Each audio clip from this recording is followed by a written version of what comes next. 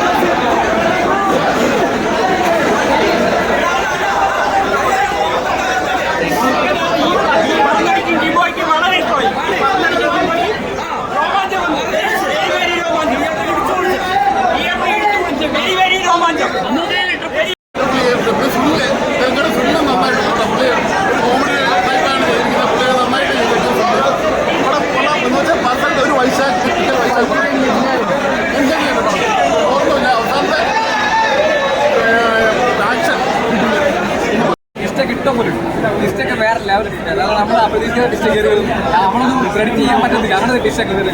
ജില്ല കയറി വരും. ഒരു രക്ഷയില്ലോട്ടെ. എല്ലാം കൊണ്ടും അടിപൊളി പടം. സെക്കൻഡ് ഹാഫ് കയറിയും ക്വാളിറ്റി പടം.